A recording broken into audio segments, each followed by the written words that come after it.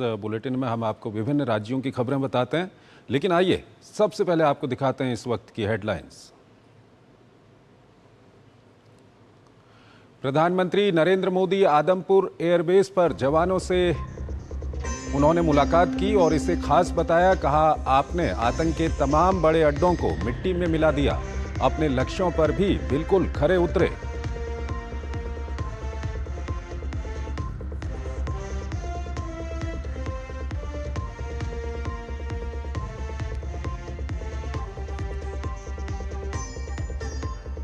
निर्दोषों का खून बहाने का अंजाम है सिर्फ महाविनाश।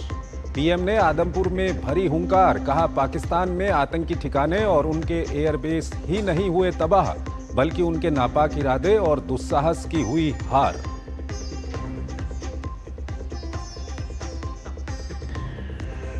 आतंकवाद पर भारत का कड़ा प्रहार जारी। जम्मू कश्मीर के शोपियां में सुरक्षा बलों को मिली बड़ी कामयाबी। मुठभेड़ में 3 आतंकवादी किए ढेर।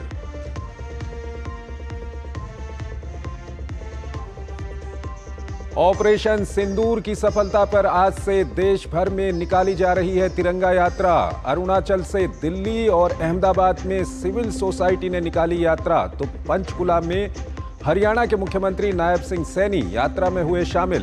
भारतीय जवानों की वीरता और साहस को किया नमन।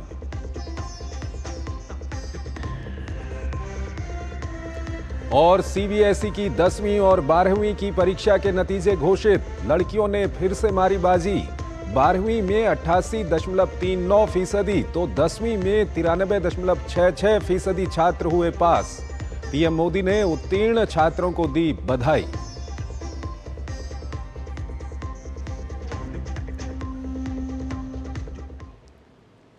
और आइए सबसे पहले आपको राजस्थान की ओर लिए चलते हैं। राजस्थान के सीमावर्ती जिलों में जनजीवन सामान्य होने लगा है। राजस्थान के अंतर्राष्ट्रीय सीमा पर चल रहे तनाव के चलते बीते दिनों सीमांत जिलों में अनेक प्रकार के प्रतिबंध लगाए गए और एडवाइजरी जारी की गई थी, परंतु अब आपसी सहमति से सैन्य कार्रवाई पर लगी रोक के बाद सीमावर्ती जिलों में आम जीवन फिर से पटरी पर लौट आया है। ये रिपोर्ट देखिए। राजस्थान में पाकिस्तान बॉर्डर से सटे जिलों में पटरी पर लौटी जिंदगी। पीएम नरेंद्र मोदी के संबोधन के बाद लोगों की आशंकाएं हुई खत्म, बढ़ा विश्वास। बाजार और स्कूल कॉलेज खुलने से बाड़मेर में फिर से रौनक लौट आई। भारतीय सेना के शौर्य और ऑपरेशन सिंदूर की सफलता से बढ़ा भरोसा। भारत पाकिस्तान के बॉर्डर से लगने वाले जैसलमेर जिले में पिछले दिनों से सुरक्षा के मद्देनजर ब्लैकआउट सहित कई प्रकार के प्रतिबंध लगाए गए थे, परंतु अब जैसलमेर के बाजार खुल चुके हैं और यात्रियों के आवागमन पर लगी रोक भी हटा दी गई है, जिससे पर्यटन के लिए जाना जाने वाला जैसलमेर बाहें फैलाकर पर्यटकों का स्वागत करने के लिए तैयार है। इसी तरह श्रीगंगानगर में भी हालात अब सामान्य होने लगे हैं। स्कूल, कॉलेज और कोचिंग सेंटर खुल गए हैं, इससे छात्रों में भी खुशी है। वहीं बाजारों में भी रौनक लौट आई है। दुकानों पर भी ग्राहकों की आवक बनी हुई है। लोग खुश हैं कि उनकी जिंदगी एक बार फिर से पटरी पर लौट आई है। जिला मजिस्ट्रेट द्वारा हालात सामान्य होने और प्रतिबंध हटाए जाने का आदेश जारी किया गया है। विद्यालयों, महाविद्यालयों के खोले जाने के साथ जिले की अन्य शैक्षणिक संस्थाएं छात्र छात्राओं से गुलजार नजर आईं। अब स्थिति बिल्कुल सामान्य है, बिल्कुल कोई खतरा नहीं है। यहाँ दुकान खोल रहे हैं, ग्राहक आ रहे हैं, सब प्रोग्राम एकदम खुले हैं, सब ध्यान से वो रख रहे हैं और हमें कोई खतरा नहीं है। यहाँ बॉर्डर से लगभग 20-22 किलोमीटर दूर है हम, और बाई एयर 15 किलोमीटर दूरी है। मगर जो स्थिति पहले अनिश्चितता की बनी हुई थी वो अब बिल्कुल सामान्य हो गई है। कोचिंग सेंटर, कॉलेज वगैरह स्कूल सब खुल गए हैं और बाजार में भी एकदम सामान्य है। अब किसी भी प्रकार का कोई भय या निश्चर नहीं है। हम अपने फौजियों का, अपनी आर्मी का धन्यवाद करते हैं। जबकि इसी तरह हालात सामान्य होने के बाद बीकानेर में भी स्कूल, कॉलेज और शिक्षण संस्थान खोल दिए गए हैं। पाकिस्तान की नापाक कोशिशों से उपजे तनाव के चलते सीमावर्ती जिलों में शैक्षणिक संस्थानों को अस्थायी रूप से बंद कर दिया गया था।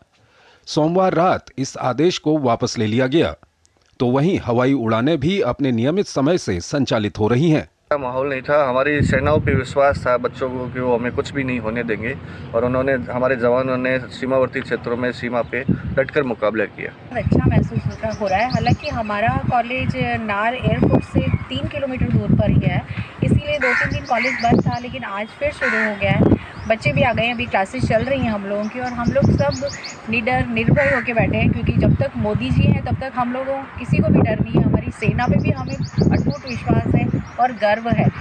राजस्थान की सीमावर्ती जिलों में न केवल जीवन सामान्य होने से लोगों ने अपनी खुशी जाहिर की, बल्कि अपनी भारतीय सेना के शौर्य और ऑपरेशन सिंदूर की सफलता को लेकर केंद्र सरकार पर भी अपना विश्वास जताया। जैसलमेर के साथ में जो अन्य सीमावर्ती जिले हैं वहां पे हालात सामान्य होने के साथ ही जो आम जनजीवन है वो भी पटरी पर आता नजर आ रहा है। जहां एक और शैक्षिक संस्थान, चाहे वो विद्यालय, महाविद्यालय, राजकीय गैर राजकीय संस्थाएं हों, वो भी खोली जा चुकी हैं, तो बाजार भी खुल चुके हैं। जहां एक और आम लोग खुश नजर आ रहे हैं, तो वहीं दूसरी ओर अपनी सेना और केंद्र सरकार पे गर्व जताते भी नजर आ रहे हैं। उम्मीद की जा रही है कि जल्द ही जैसलमेर जो अपने पर्यटन के लिए जाना जाता है, एक बार फिर पर्यटकों से गुलजार नजर आएगा। कैमरामैन हरीश के साथ में लक्ष्य आर्य, डीडी न्यूज, जैसलमेर। अगली खबर की ओर आपको लिए चलते हैं छत्तीसगढ़ की ओर। छत्तीसगढ़ के गौरेला पेंड्रा मरवाही जिले में मुस्लिम समाज ने देशभक्ति की मिसाल पेश करते हुए अखंड भारत के समर्थन में तिरंगा रैली निकाली। ऑपरेशन सिंदूर की सफलता और राष्ट्रीय एकता के समर्थन में उठी ये आवाज पूरे देश को संदेश देती है। देखिए डीडी न्यूज संवाददाता सोमेश पटेल की छत्तीसगढ़ से ये खास रिपोर्ट। छत्तीसगढ़ में मुस्लिम समाज ने निकाली तिरंगा रैली। इंडियन आर्मी और भारत माता की जय के लगाए नारे। भारतीय सेना के शौर्य के सम्मान में अखंड भारत तिरंगा रैली। मुसलमानों ने लगाए पाकिस्तान मुर्दाबाद के नारे।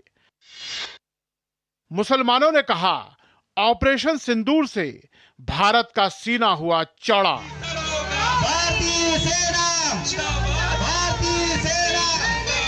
देशभक्ति की गूंज, तिरंगे की शान और आतंक के खिलाफ हुकार। छत्तीसगढ़ के गोरेला पेंड्रा मरवाही में मुस्लिम समाज ने तिरंगा रैली निकालकर एकजुटता और अखंड भारत का संकल्प दोहराया। लोगों ने हिंदुस्तान जिंदाबाद और पाकिस्तान मुर्दाबाद के नारे लगाए।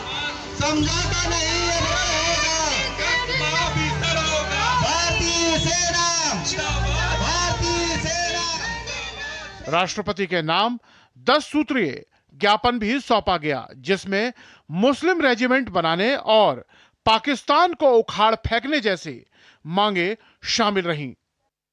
पाकिस्तान में घुस करके जितने भी आतंकवादी ठिकाने थे उसको नष्ट किया गया, तो उनके शौर्य के सम्मान में आज ये और अखंड भारत का निर्माण कराने की मांग को लेकर के ये हमारी अखंड भारत तिरंगा रैली का आयोजन किया गया था। देश की अखंडता का प्रतीक है तिरंगा, जो हमारी राष्ट्रीय ध्वज है। इसके नीचे हम सभी जाति धर्म के लोग रहते हैं और इस तिरंगा की रक्षा के लिए हम सब मिलकर लड़े हैं। और आज हमारे देश में संकट आया है, एक आतंकवादी हमारे देश में जाति के नाम पे जो हमला किया है, ये हमारे हिंदू मुस्लिम भाईचारे को तोड़ने की बहुत बड़ा साजिश है। इसको नाकाम करना बहुत जरूरी था। इसलिए तिरंगा यात्रा हम शहर में निकाले हैं कि हम इस देश के शहरी हैं और इस देश के लिए हम मर मिटने के लिए तैयार हैं। जम्मू कश्मीर के पहलगाम में हुए कायराना आतंकी हमले और ऑपरेशन सिंदूर के समर्थन में मुस्लिम विकास मंच ने छत्तीसगढ़ के जीपीएम जिले में अखंड भारत तिरंगा रैली निकाली, जिसमें बड़ी संख्या में लोग शामिल हुए। लोगों ने कहा कि भारतीय सेना ने जो पराक्रम दिखाया है वो पाकिस्तान को हमेशा याद रहेगा। हमारे फौज के द्वारा जो पड़ोसी मुल्क पर जो कार्रवाई की गई थी, उस कार्रवाई के समर्थन में, उस ऑपरेशन के समर्थन में एवं सम्मान में ये यात्रा निकाली गई थी। बेशक पाकिस्तान प्रायोजित आतंकवादियों ने धर्म और नाम पूछकर निर्दोष पर्यटकों को निशाना बनाकर हमें धर्म के आधार पर बांटने की कोशिश की, लेकिन छत्तीसगढ़ के गौरेला पेंड्रा मरवाही जिले में मुस्लिम समाज ने एक विशाल तिरंगा रैली के जरिए अखंड भारत के समर्थन में एक बुलंद आवाज उठाई। जब तिरंगा हाथ में हो और सीना देशभक्ति से भरा हो, तब ना मजहब मायने रखता है ना सीमाएं। जब तिरंगा हाथ में हो और सीना तेज भक्ति से भरा हो, तब ना मजहब मायने रखता है ना सीमाएं। छत्तीसगढ़ के गौरेला पेंड्रा मरवाही जिले में निकली तिरंगा रैली सिर्फ एक प्रदर्शन नहीं बल्कि एक पैगाम है कि जब बात अखंड भारत की हो तो मजहब नहीं मातृभूमि बोलती है। मुस्लिम समाज की ये पहल देश की एकता और भारतीय सेना के पराक्रम को सलाम करती है। Somesh Patel, DD news, Chhattisgarh. तो छत्तीसगढ़ से हमने आपको ये रिपोर्ट दिखाई कि किस तरह से जो मुस्लिम समाज के लोग हैं वो सड़कों पर निकल आए तिरंगा लेकर आतंकवाद के खिलाफ और अपनी सेना के समर्थन में। तो वहीं दिल्ली के कर्तव्य पथ पर आयोजित हुई तिरंगा शौर्य सम्मान यात्रा में मुख्यमंत्री रेखा गुप्ता भी शामिल हुई। इस मौके पर उन्होंने देश की सेनाओं को धन्यवाद देते हुए कहा कि यदि आतंकी हमारी ओर आंख उठाकर देखेंगे तो हमारी सेनाएं, सरकार और प्रधानमंत्री मोदी उन्हें करारा जवाब देने को तैयार बैठे हैं। इस यात्रा में दिल्ली सरकार के मंत्री, एनसीसी कैडेट्स और दिल्ली वासियों ने हाथों में तिरंगा लिए भारत माता की जय के नारे लगाए।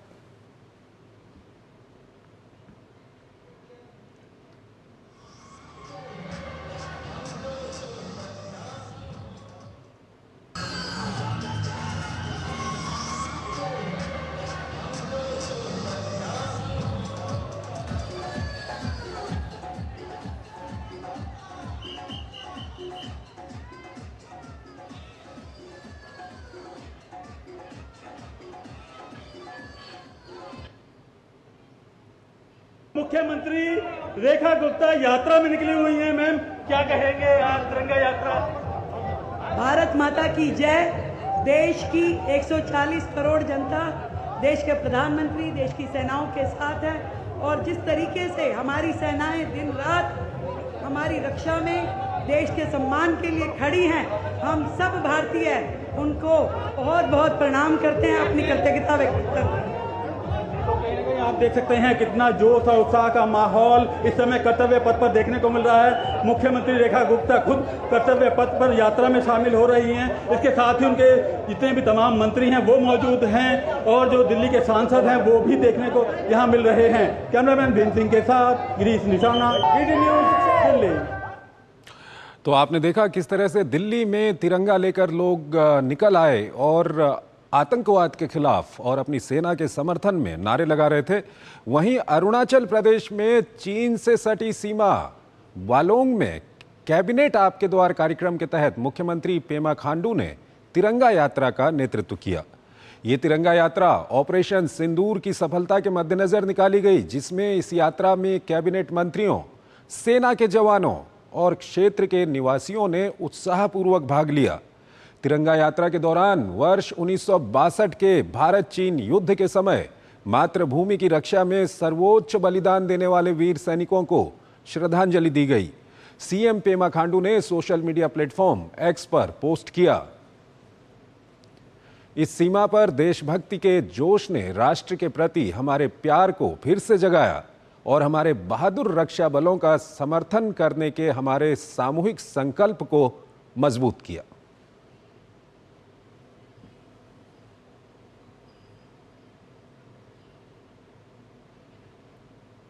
खबरें अभी और भी हैं, लेकिन पहले एक छोटा सा ब्रेक।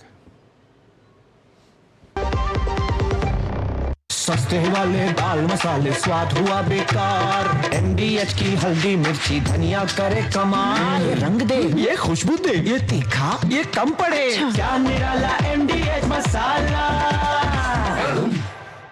जब धरती चीर कर निकलता है लोहे का पत्थर और मिलता है मोंगिया के जोश से, फिर तपता है, पिघलता है और बनता है फौलाद।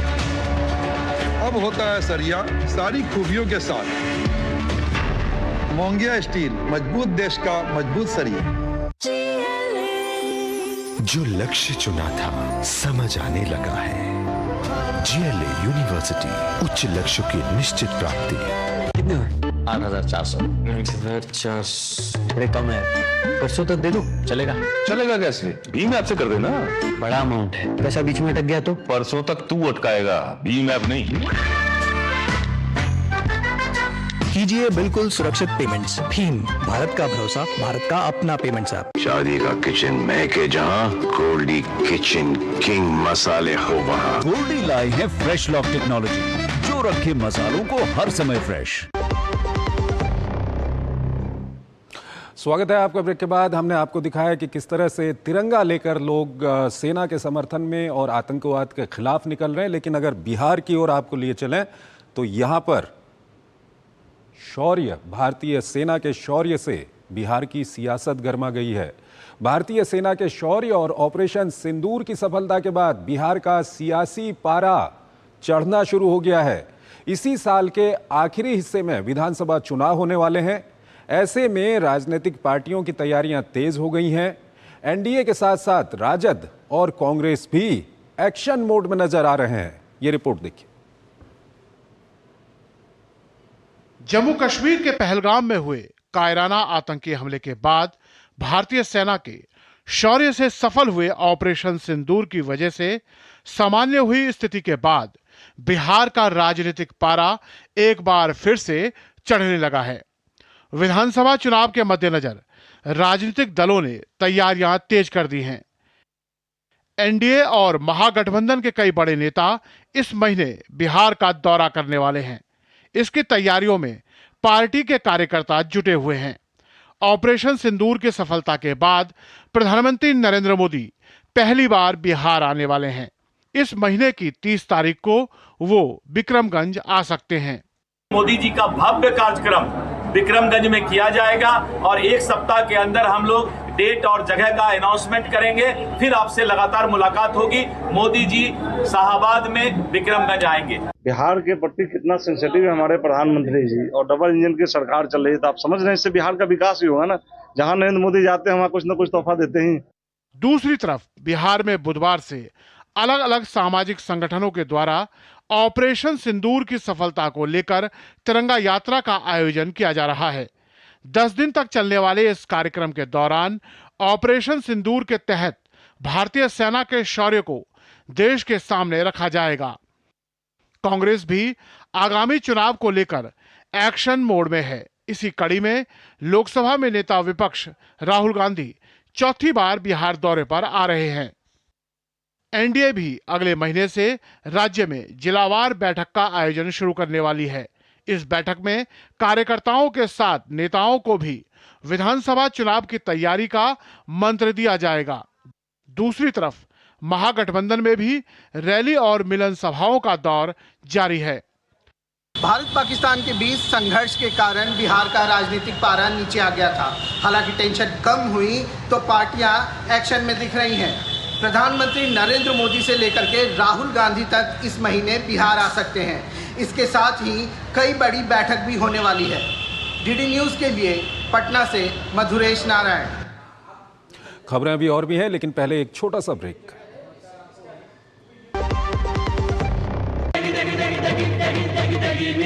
MDH की देगी मिर्च, देगी मिर्च का तड़का, अंग अंग फड़का। MDH की देगी मिर्च। वीडियो लाइक करने के पैसे मिलेंगे। So easy। अनजान लिंक्स पर क्लिक मत कीजिए। RBI कहता है जानकार बनिए, सतर्क रहिए।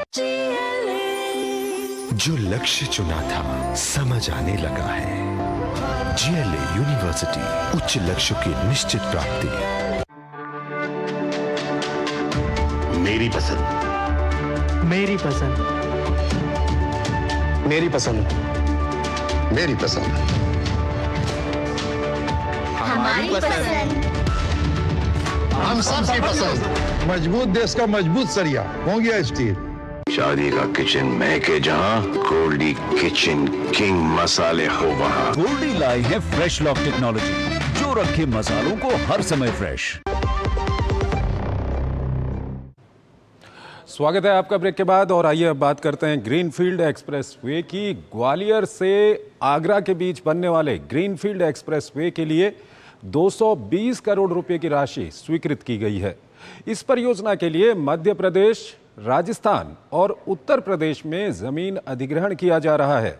इस परियोजना के लिए मध्य प्रदेश, राजस्थान और उत्तर प्रदेश में जमीन का अधिग्रहण किया जा रहा है। नवंबर से निर्माण कार्य शुरू होने की पूरी संभावना है। ये रिपोर्ट देखिए। ग्वालियर आगरा ग्रीनफील्ड एक्सप्रेसवे की एक और बाधा दूर हो गई है। 88 किलोमीटर लंबे 6 लेन के एक्सप्रेसवे को नेशनल हाईवे नंबर मिल गया है।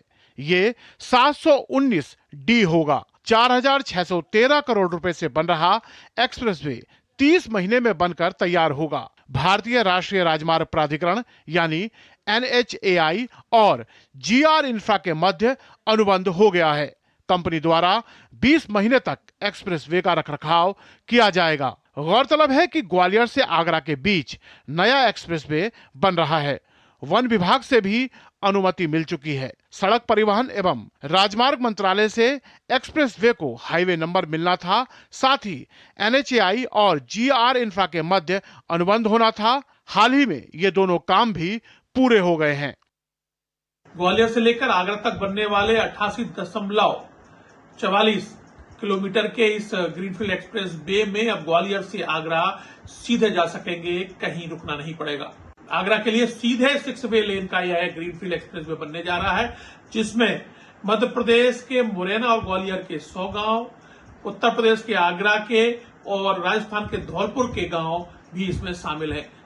नवंबर से कंपनी निर्माण कार्य शुरू कर देगी। कंपनी को स्पेशल पर्पज व्हीकल बनाकर NHAI को यह बताना होगा कि वो इस प्रोजेक्ट के लिए पैसा कहां से जुटाएगा। दूसरी तरफ अनुबंध की शर्तों के अनुसार NHAI को भी अक्टूबर 2025 तक एक्सप्रेसवे के निर्माण के लिए जमीन उपलब्ध करानी होगी। इसमें वन विभाग, राजस्व के साथ ही निजी भूमि भी शामिल है, जिसका अधिग्रहण वर्तमान में NHAI द्वारा किया जा रहा है। इस एक्सप्रेसवे का निर्माण होने से सिर्फ 1.5 घंटे में ग्वालियर से आगरा और 3.5 घंटे में ही ग्वालियर से दिल्ली पहुंचा जा सकेगा, क्योंकि ये आगरा से दिल्ली की ओर जाने वाले यमुना एक्सप्रेसवे से जुड़ा है। मध्य प्रदेश, राजस्थान और गुजरात से होती हुई 6 लेन ये ग्वालियर से निकलेगी। 4,263 करोड़ का इसका पूरा एक बजट है और अब इसमें गांव का अधिग्रहण होना है। इसमें ग्वालियर और इसके आसपास करीब 100 गांव का अधिग्रहण होना है। इस प्रोजेक्ट में ही 121 किलोमीटर लंबे वर्तमान आगरा ग्वालियर 4 लेन हाईवे की मरम्मत का काम शामिल है। कंपनी को एक तरीके से इस पूरे हाईवे की मरम्मत भी करानी है। कंपनी को वर्तमान हाईवे की मरम्मत के लिए सिर्फ 1 साल का समय दिया जाएगा, यानी अक्टूबर 2026 तक कंपनी को इस हाईवे की मरम्मत का काम पूरा करना होगा। भारत सरकार ने ग्रीनफील्ड एक्सप्रेसवे परियोजनाओं के माध्यम से देश भर में बुनियादी ढांचे को सुदृढ़ करने की दिशा में महत्वपूर्ण कदम उठाए हैं। यह परियोजनाएं भारतमाला परियोजना के तहत विकसित की जा रही है, जिसका उद्देश्य देश भर में सड़क नेटवर्क को मजबूत करना है। Shreyas Dwivedi, GD news, Madhya Pradesh. तो भारत@7 में आज फिलहाल इतना ही। आप हमारी पूरी टीम को इजाजत दीजिए। नमस्कार।